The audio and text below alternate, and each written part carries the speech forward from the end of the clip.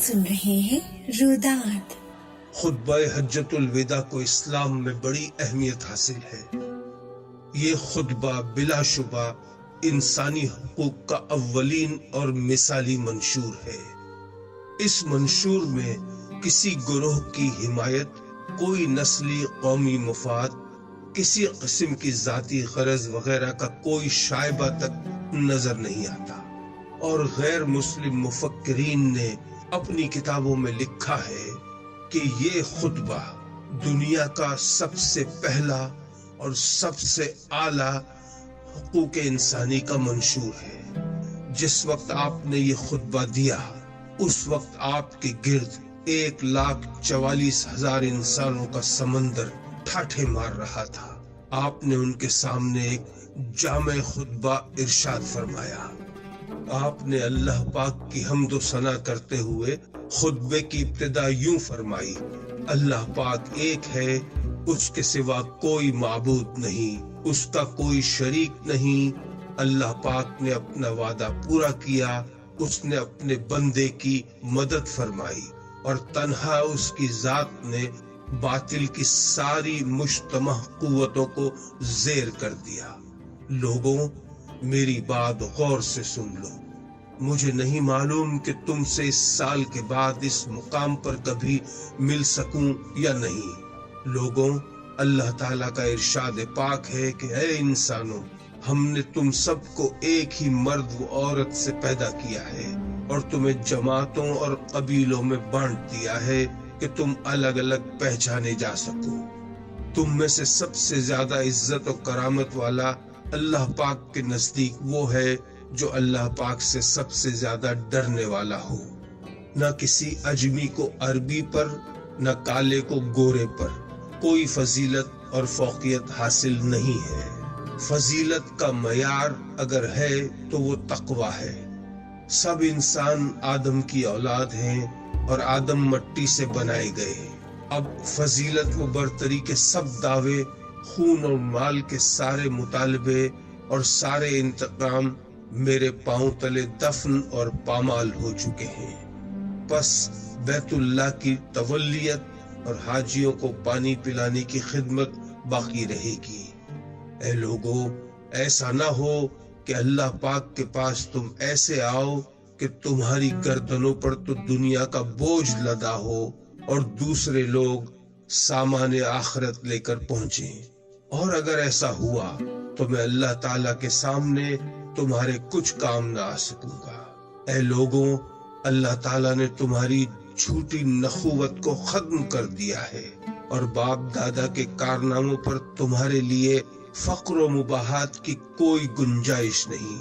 اے لوگوں، تمہارے خون، مال اور تمہاری عزتیں ایک دوسرے پر ہمیشہ اسی طرح حرام ہیں جس طرح آج کے دن اس ماہ مبارک کی اور اس شہر کی حرمت قائم ہے۔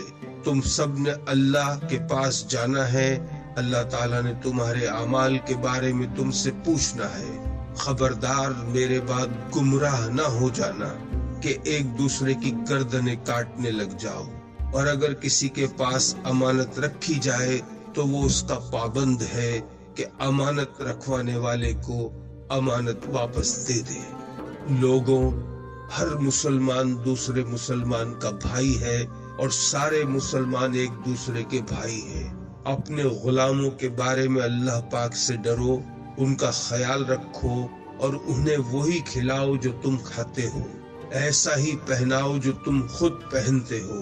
جاہلیت کی ہر بات کو میں اپنے پاؤں تلے رونتا ہوں۔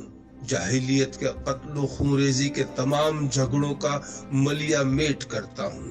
پہلا خون میرے خاندان کا ہے، یعنی ابن ربیہ بن حارث کا، جو بنی سعد میں دودھ پیتے تھے، اور بنو حذیل نے اسے قتل کر ڈالا۔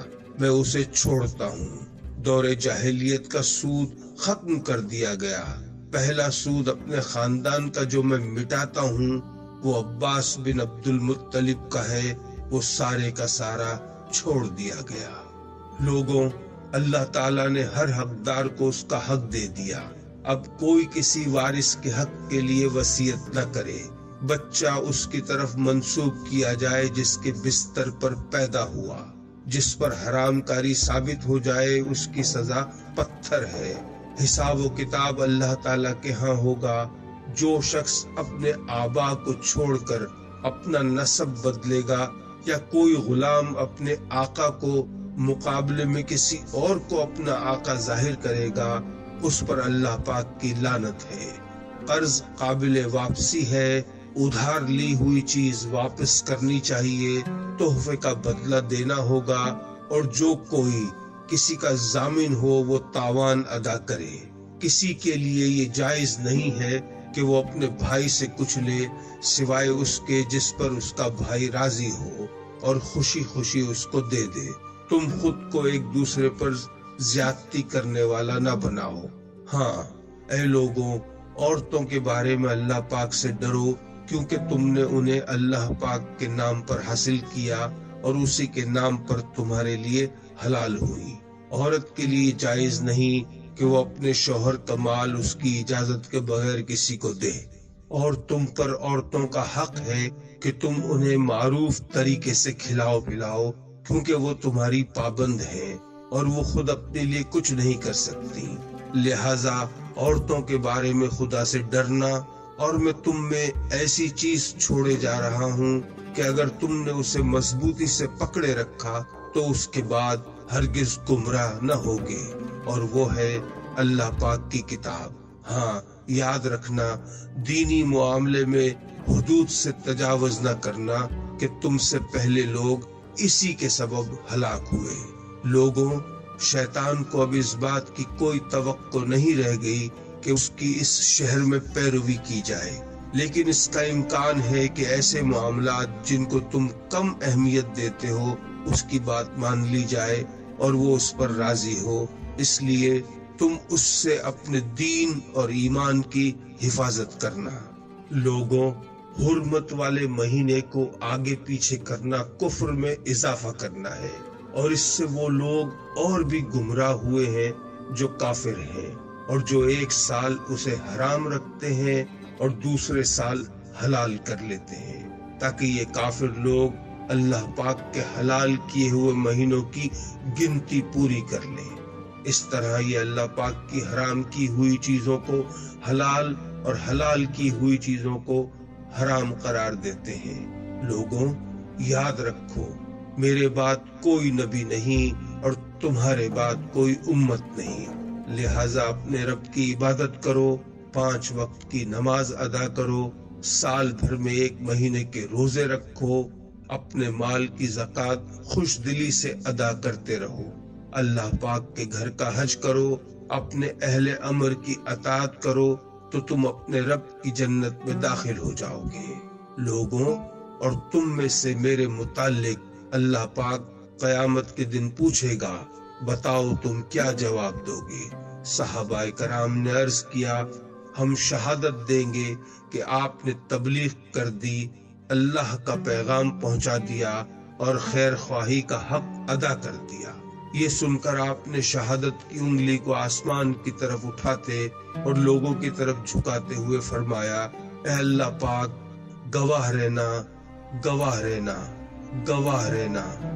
اس خطبے میں اپنے کئی امور بیان فرمائے، اور جب فارغ ہوئے تو سورۃ المائدہ کی یہ آیت کریمہ نازل ہوئی، آج میں نے تمہارے دین کو تمہارے لیے مکمل کر دیا اور تم پر اپنی نعمت پوری کر دی اور تمہارے لیے اسلام کو بحیثیت دین پسند کیا۔ صدق اللہ العظیم۔ آپ سن رہے ہیں روداد۔